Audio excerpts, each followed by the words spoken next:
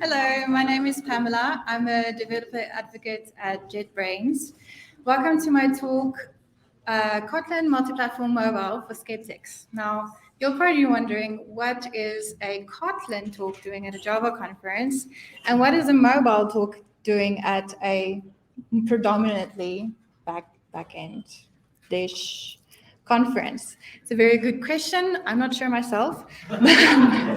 But Kotlin is Java. A lot of times people say Kotlin is Java, like Hadi says Kotlin is Java. I'm talking Kotlin sometimes, so let's just go with that. But the nice thing about this technology is that it can extend to the desktop and server backends as well. So what I'm going to teach you today is very mobile specific, but the multi-platform technology can be extended to things on the JVM, it can be extended to JavaScript, it can be extended to WASM, it can be extended to iOS, which is what we're going to be talking about today. So let's get started. Today we're going to be having a look at a few of the following things. I'm going to start with a brief introduction on what KMM or Kotlin Multiplatform Mobile is and why I think it's worthwhile convincing you to give this technology a try. Then I'm going to show you how it actually works with a simple code sharing exercise. Of course, one of the most important parts of a talk for skeptics, maybe you're a skeptic, you're an iOS developer that somehow got lost, and you're a skeptic about this technology. This is the part where I'll be convincing you to give this technology a try. And in the last section, I'm going to be sharing some resources that I found that's really, really helpful. And the one resource actually helps with desktop development. So if you're keen on learning how to do desktop stuff, one of those resources would be good for you. So let's start with the introduction. So what is Kotlin Multiplatform Mobile? It's an SDK by JetBrains, and it allows development teams to share common code between iOS and Android platforms. So I was traditionally an Android engineer before I went into developer advocacy. So I know all about the things from Android, but not so much about iOS. So the really cool thing about KMM is that it doesn't impose restrictions on your non-shared code. What does that mean? It means that it doesn't dictate what you share and what you don't share, especially not what architectures you use. So for example, you can share a really important algorithm like validation or something like that, and the rest you can just code natively as you want. And that's a really powerful concept that's different from things like Flutter and React Native. So how does it actually work? Well, we've got this multi-platform mobile shared module that you'll see there in the center that compiles using some really cool technology into platform-specific artifacts that you add as a dependency in your app. On the left-hand side, we've got iOS. So we use the Kotlin native compiler to compile into framework files or CocoaPods, but that compiles into native binaries. And that you can actually go and use in your iOS app. You can add it and use it in your iOS app. Then on the right-hand side, you've got Android. So Android, you use the Kotlin JVM compiler that you're all familiar with somewhat, maybe, JVM at least. That creates jar files that you add and use from your Android app. So I've mentioned that you can share code between different platforms and that the decision is yours on what you share and what you don't share. But there are common scenarios of code sharing. Now, this diagram is very common for a front-endy kind of technology, like you have your data layers at the bottom, your business domain, presentation, and UI. So if you were, for example, building something like a web application, you might go through this kind of thing. Okay, so in this slide, we see that we're showing the data and core layers and the business and domain layers there at the bottom. But we choose not to share the presentation and UI layers, the views. And that's fine, we can. But we can also take it one step further and share the presentation layer of presenters, view models, and controllers as well. To reiterate, the choice is yours. And from about Monday, we're starting to develop a technology that will allow you to also share the views. So it will be Jetpack Compose on Android and Compose for iOS on iOS. There is a Compose for desktop as well. There won't be a Compose for backend because what are you going to do with a UI for backend, right? There is a very cool thing called, I think Maya, it's called Mosaic, that does it's a command line interface for Compose, which is really cool. Am I right, Maya? Yeah. Okay, so what are the benefits of multi-platform mobile? Firstly, it's about flexibility, to choose what is shared and what is not shared. If you just want to share that important algorithm and take things from there, you can. And secondly, it lowers the cost of the effort, and it's basically about effort and cost per feature.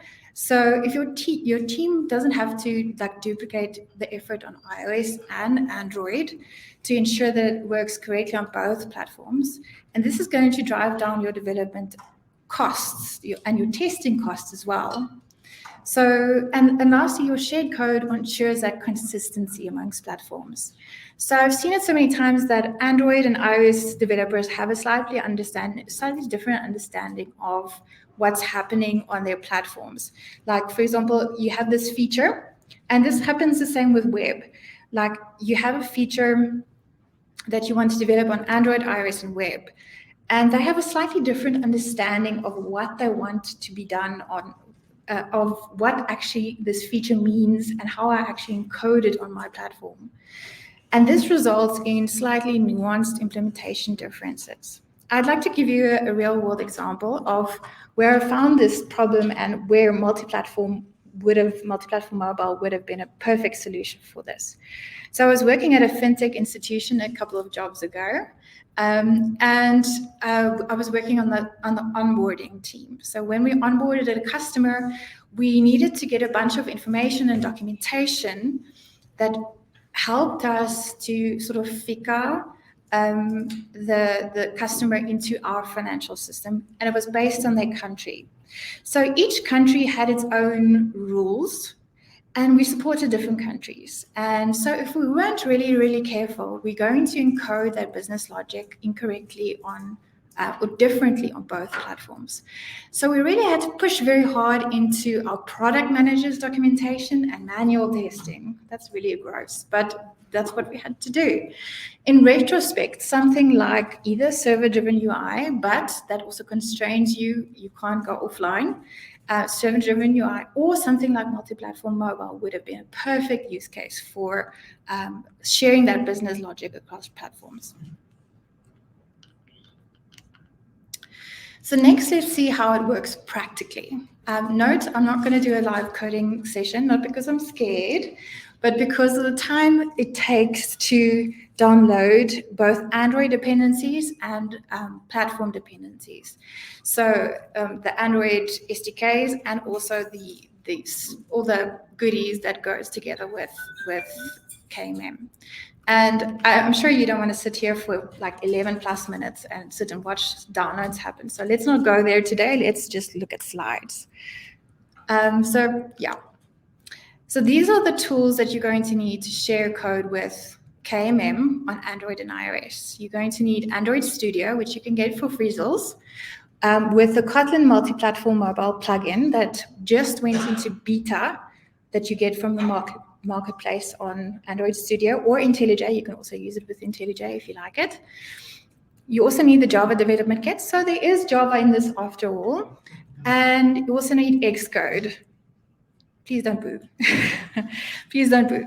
Okay, Xcode on macOS from the App Store. So you are going to need a Mac to develop multi-platform apps. And this is an Apple requirement.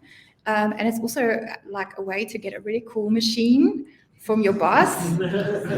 I would recommend the M1 Max, but yeah, it's lovely. It's very fast. It's good for video editing too. So there is a tool called KDoctor that will help detect whether your environment is set up correctly.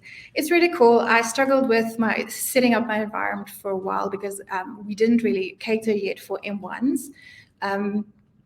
But we sorted that out and everything is fine now. So KDoctor really helped me, and I'm sure it will help you if you're interested in KMM. So we have this plugin for IntelliJ IDEA or Android Studio for multi-platform mobile development, and you can get it from the marketplace, as I said, and it will make your development just that much easier. You can create both a multi-platform project and a library, so you can do greenfields projects and brownfields projects. You can share code, you can write your shared code once and then share that code between Android and iOS. You can even run your iOS apps from Android Studio and debug it. Pretty cool. So I want to show you how it works. And this is the default example that we have for KMM when you run through the wizard. So the example shows a little bit of text on the screen with Hello Android 31 on the left-hand side. That's an Android emulator for Pixel 4. And Hello iOS 15.5 and on the right, and that's an iPhone 11 emulator. So it's a little outdated, but it's fine.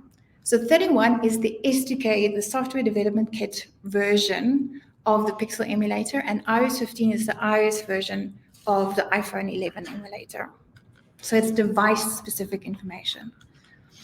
So I've taken some screenshots just to show how the plugin creates a project. So we're in the new project wizard, and we can select Kotlin Multiplatform app to create an app from scratch.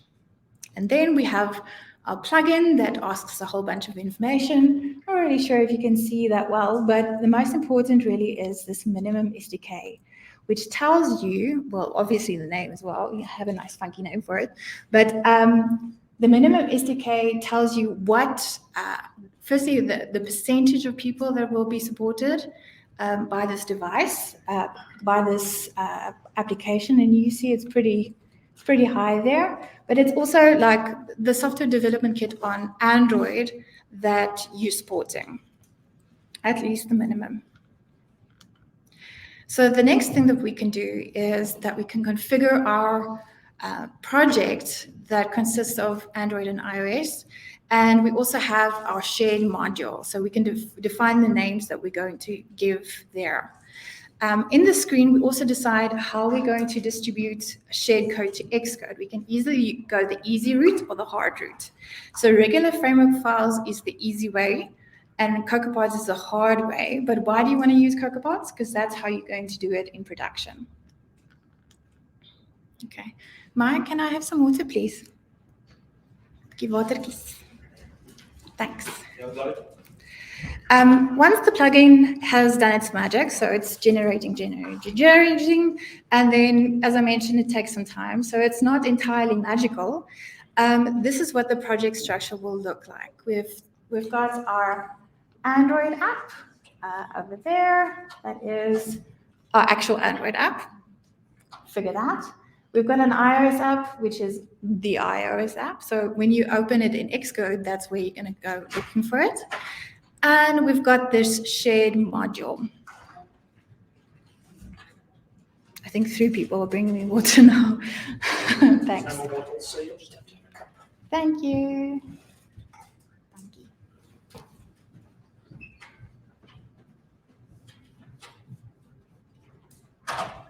Okay, I feel better now, thanks. The shared module is called shared, and it contains 3 directories of Kotlin code. Now, we've got common main, where all our shared code is. We've got Android main and iOS main, and that's where all the Android or iOS-specific integration code that integrates with the shared code is. Now, this sounds a bit weird, but I'm going to explain it now. So maybe you have a couple of questions that's running through your mind right now. And maybe the first one is, did she really say that shared module is all written in Kotlin, even the iOS parts? Yes, it's all Kotlin, even the iOS parts. The reason why is that iOS integration code actually enables you to access native binaries through Kotlin. That's the way that the Kotlin native compiler actually works. And it gives you access to platform-specific functionality like device information, which you don't normally get elsewhere. So that's where the 31 and 15.5, the SDK version, and the iOS system name and system version came from. So this is how it all fits together. So we've got our shared code in the greeting file. What we're going to share is just a simple exercise. It's just a greeting, like hello something. And then on the iOS side, on the left-hand side, we've got the iOS app, which is content view, which uses that shared code. And that makes use of a platform class that accesses iOS APIs to get that system name and system version. So that's what's happening on the left-hand side. On the right-hand side, we have the main activity that uses the shared code, that greeting. And that shared code makes use of the platform class to access Android APIs to get that SDK version. So maybe you're wondering, like, show me the code. Let me show you the code. Okay, so here we have common main's greeting file. So this is nice in Kotlin. You can see by the KT extension in greeting. And it contains the greeting class that also has a greeting function. And that function just returns hello platform.platform. Now this is nice, funky Kotlin code for string interpolation, that dollar with the little curly braces. That's string interpolation. So it will put the SDK version or the iOS version in there.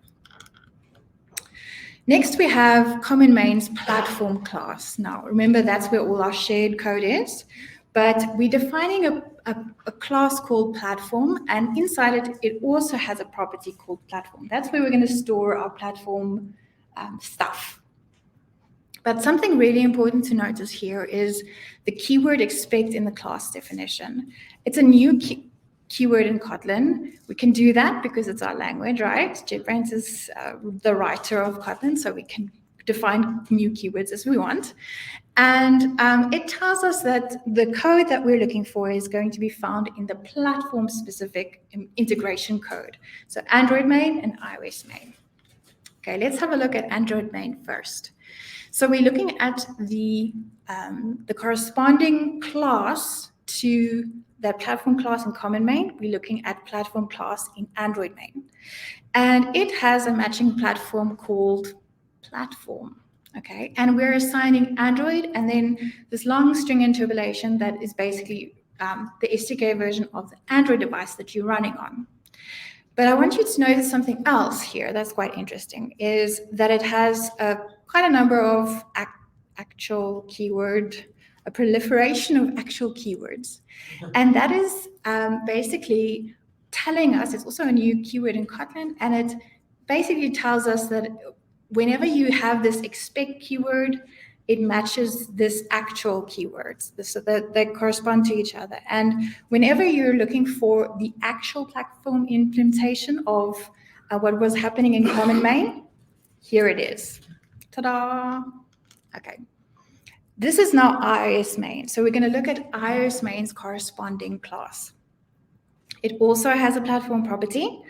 And if we were running we're basically here using real iOS device classes, properties and functions to get stuff from the device. And if I run this on my iPhone 11 emulator, it will say iOS 15.5. So the system name is iOS, and the system version is 15.5. And notice also here that we have quite a lot of actual keywords that we're using to indicate that this is the actual iOS-specific implementation.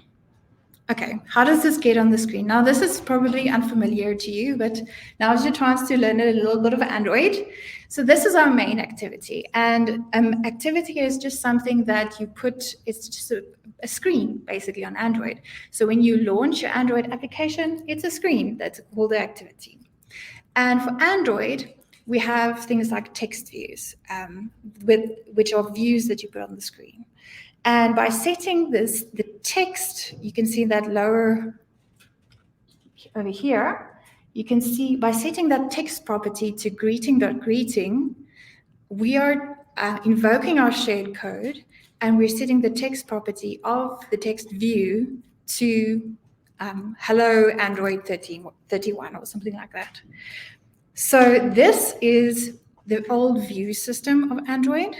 We have migrated our wizard to Jetpack Compose, which is really exciting technology, and it It's based on declarative UI, which if you're familiar with React or something like that, that's really like analogous to that.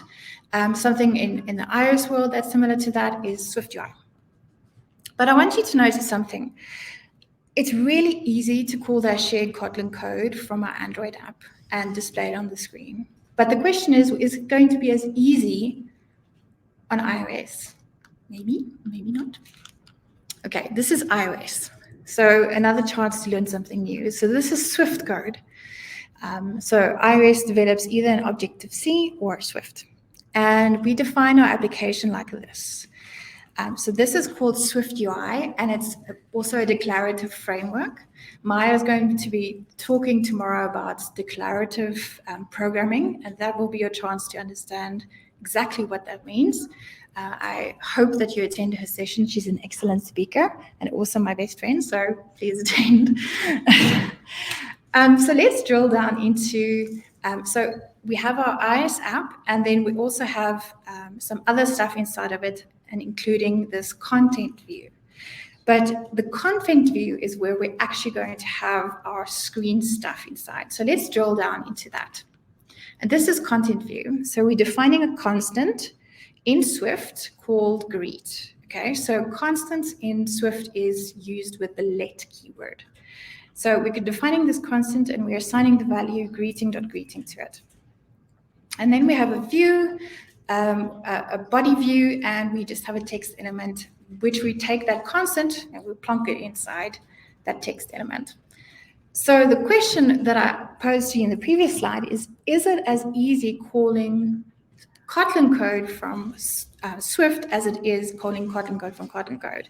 And the answer here is kind of yes. In this easy example, it is. It gets more complicated, but if you keep things simple, it will definitely stay easy.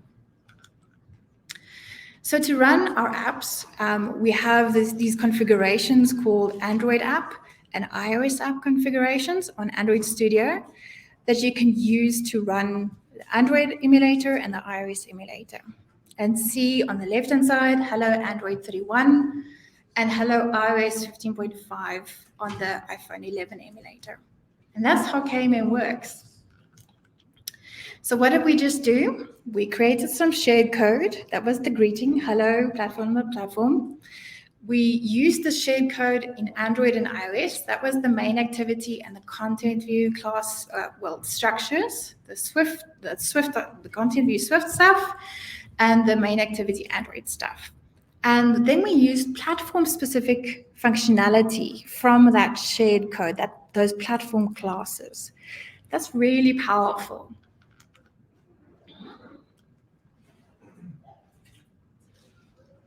Just a second.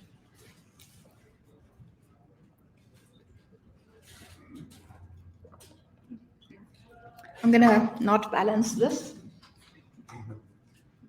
Okay, now we get to the tricky part. The part where I try to convince you to give this technology a try, even if it's just in a toy project. I hope you do. It's quite fun. So before I investigated Kotlin Multiplatform Mobile, I had very critical opinions of the technology. I wasn't sure if it was going to work, and I wasn't sure it would be widely adopted. So obviously I was not a developer advocate for the technology at the time. That would be awkward. but here are some of my initial thoughts. So first I thought iOS developers won't want to adopt this. It's really important for us that iOS developers also want this technology. It's natural for somebody, for example, in a Java community to want to only stay in Java. Why would they want to learn stuff like Swift or Rust or things like that? So it's natural for somebody in that particular community to want to stay on that platform and perfect their knowledge and become experts in that technology. They're invested, and asking them now to go on the side and learn this other technology might be outside of their comfort zone. Next, I thought, is the interop going to be weird? So will the Swift to Kotlin and Kotlin to Swift interop not be clunky, and am I going to have to deal with either ugly Kotlin code or ugly Swift code just to get it to work? Of course, then I thought also about the cost of development. Will this really lower the cost of development? There's more to the game than saying there's less code because we're sharing it, than just saying there's less code, so there's less cost. There's other things to consider. For example, training, skills development, time to get used to and very, very productive in the technology. And lastly, I thought, isn't it going to be more frustrating than developing 2 native apps or using something like Flutter or React Native? Native platforms and these 2 cross-platform technologies have huge support from companies for native apps, Apple and Google, and huge ecosystems for example, for Flutter, which comes from Google, and React Native, which just comes from the community. They are way ahead of the game. As you can see, I didn't really have a very positive picture about multi-platform mobile in my mind. But something kept bugging me, and it wasn't the job on the career side for JetBrains. I loved Kotlin, and I trusted JetBrains as a company. I was an Android engineer. I started out with Kotlin. I loved Kotlin. So I wanted to give multi-platform mobile more than a fair chance, apart from my preconceived ideas.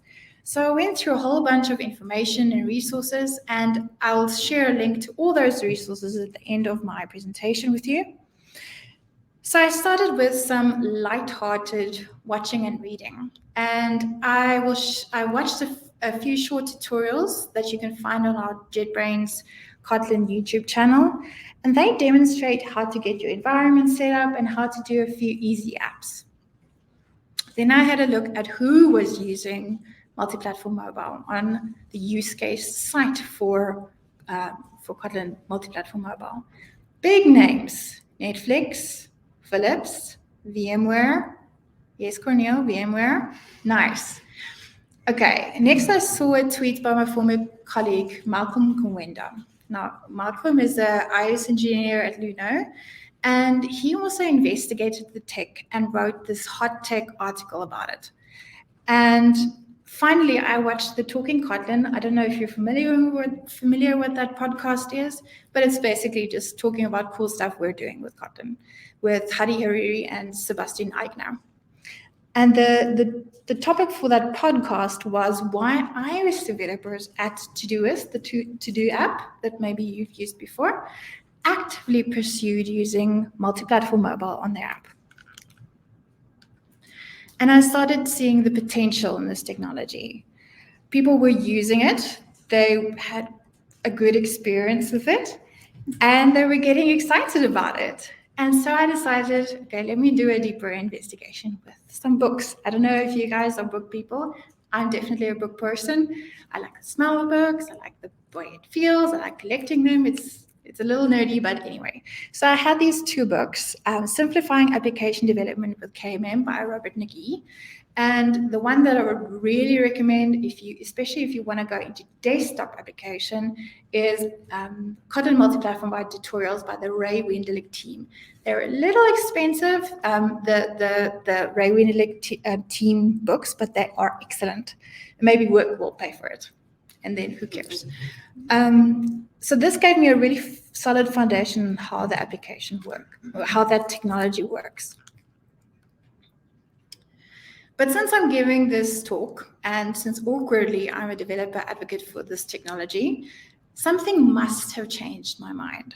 And the first thing that really changed my mind is this article by Malcolm that you can find on Medium. And that resource article will have a link to it. I knew him, I respected him. He's a very gifted iOS developer, but he's an iOS developer. And he was willing to give a technology outside of his ecosystem a chance. And I thought he had a really balanced view about it. So there was a hope for this technology after all. For my research, I concluded a couple of things. So multi-platform mobile won't take the fun out of native development. You can do Jetpack Compose on Android or the View system if you're feeling old school. And on iOS, you can do SwiftUI or the old UI kit stuff if you really want to. But it also has to do with the team deciding what they want to share, and the rest they can code natively to their heart's content. By enabling a team to share across platforms, you can have consistency amongst those platforms. This is really important where complex business logic is concerned. You write once, you test it well with some unit tests, and both platforms will work the same. I could see that it could also lower the cost of development, not in terms of money, but it will allow you to go faster. I also realized that initially there's going to be a lot of learning and maybe some frustration to go with it, but that the pace would pick up over time. There were also already a number of mature libraries supporting multi-platform mobile. Ktor, which I don't know if you know about it, it's a server-side technology, but also a client-side technology from JetBrains for networking. Coin for dependency injection, which you can use anywhere. You can use on desktop, on the server, or whatever. SQLite and Realm for databases. Maybe you've heard of Realm. And more is being added to the list as the ecosystem grows. I also saw that it would help under-resourced teams. For example, in South Africa, there's a lot of Android engineers, but not so many iOS engineers, and this is going to lift some weight of responsibility from time-constrained iOS engineers. And lastly, I trusted JetBrains. So when Google decided to make Kotlin one of the most primary languages for Android, it was a rock solid technology. So they JetBrains worked for many, many years, I think almost just under 10 years on Project Kotlin before releasing version 1.0. And by that time, it really was rock solid and was ready for adoption. And I think that similarly, JetBrains is committed to making this thing working great. But of course, I've done some research, but that doesn't mean that I don't have questions and doubts. And here are some of the things that I'm still wondering about. So a criticism that I've seen of multi-platform mobile is that other cross-platform technologies have bigger ecosystems, like React Native, for example, has a huge ecosystem of libraries. And it's really important when you start out with the application to kind of know beforehand, okay, I'm going to need this and this and this libraries. And make sure that what you need is already available, because otherwise you're going to have to write it yourself. That's maybe not so ideal for going fast. Something inherent in new technologies is also around support.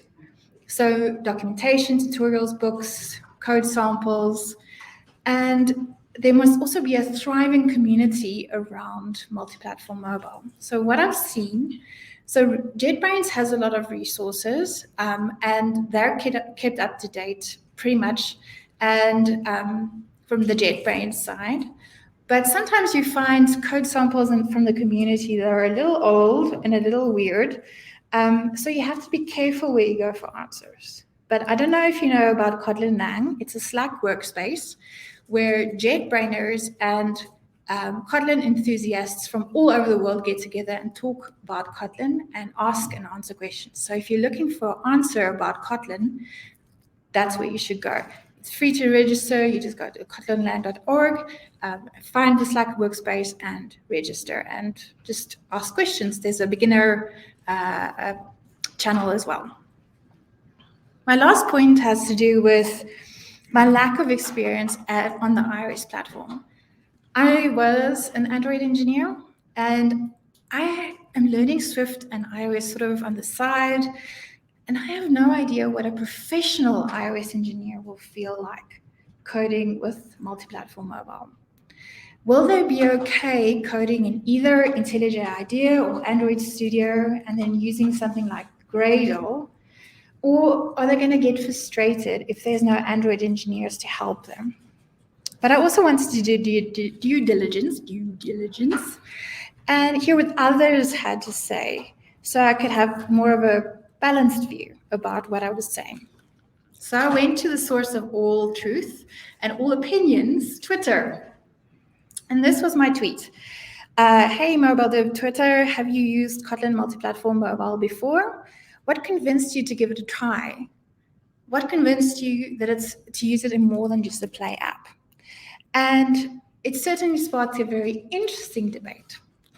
I would like to go through like the points that the different camps made, but I decided to summarize and anonymize it. The reason why is just to keep it brief, but if you're really curious, there's a link to the tweet here at the bottom that you can go check out. It really did happen. And I'll be sharing the slides, the link to my slides at the end of this, so you can really go super snoop if you really want to. So, first up, we have anonymous Flutter guy, who was a Google developer expert for Flutter and Dart. So not entirely independent. And this was a summary of his points. He felt that not sharing the UI is a huge con, and that's the real time saver. He felt that the language shouldn't be the center of a tech decision. So in other words, don't use multi-platform mobile because you love Kotlin.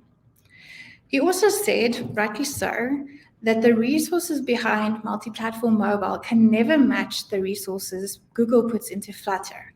Now, this is kind of, because this is before our beta launch, which only happened on Monday, this is kind of an outdated sentiment, because Google has gone ahead and taken all the some of the Android libraries called JetBrains and made them multi-platform. So not quite true anymore. So in summary, he felt that multi-platform mobile had questionable advantage and a questionable future. Ouch. Okay. Next, we had some anonymous multi-platform mobile guys answering our Flutter guy. And here is a summary of what they said. Writing and testing business logic once has a huge advantage. You don't have to commit your entire code base to a new technology like Flutter if you were to adopt Flutter or React Native, or maybe you decide to go native. You can start small and then keep adding. It also creates better looking native UIs than the material design first approach of Flutter. So your iOS apps won't look like Android apps. They will look like iOS apps, really slick. And lastly, some of your cross-functional team, your Android engineers, are already familiar with the tools and language. So Kotlin and Android Studio.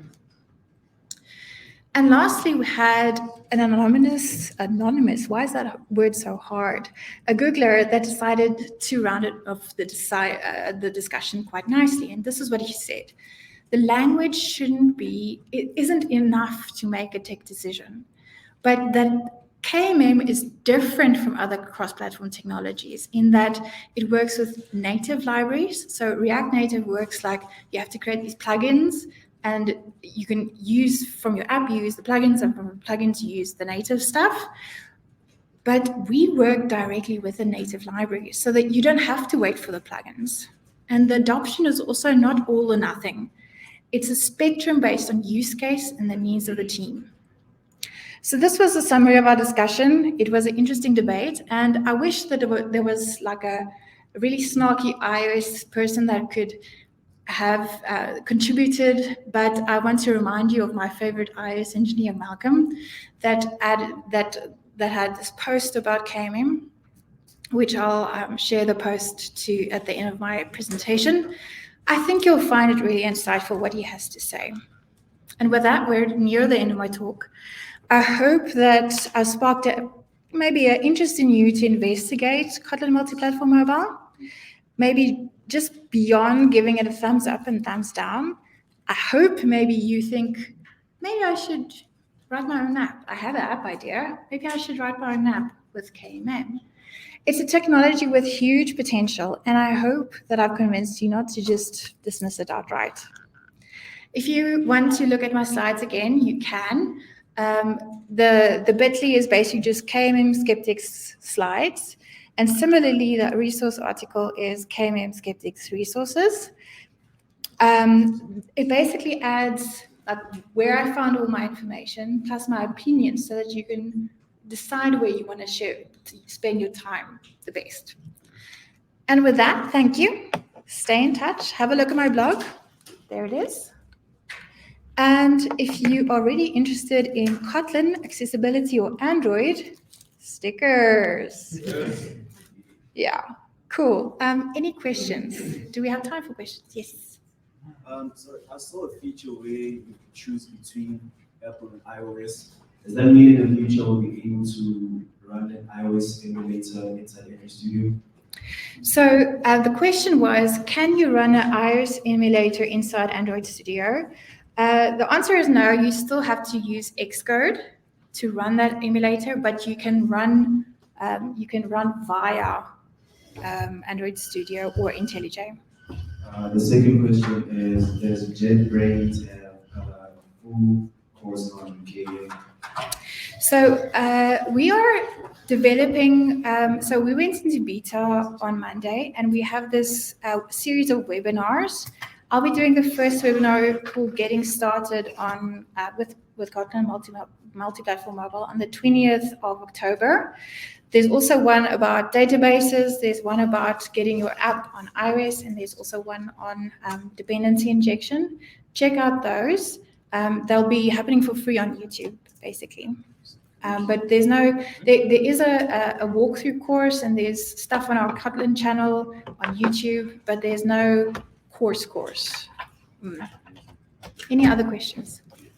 Thinking about larger application apps, the platform folder or file is going to get very messy. Is that something you've taken into consideration? Because if I need to go and add a method to access any different resource, it's going to become very messy. So I don't know if that's something you've taken into consideration. Yeah, so it won't be just a single file with all your platform stuff in. You can just create files at will and folder structures, packages, directories, and you can organize it like you would a normal application. Yeah. Maybe from this side, let's be balanced. Let's make the computer run. I think this will be the last question. Okay. Just two. So the first question I have is regarding permission view. Can that be shared? Okay, because I know that permissions are in the slightly different areas. Mm-hmm. So permissions will still be different on. Permissions are still going to be different on Android and iOS, but that you can handle on your Android app and iOS app. And the common code, which is not related to permissions and stuff like that, will be in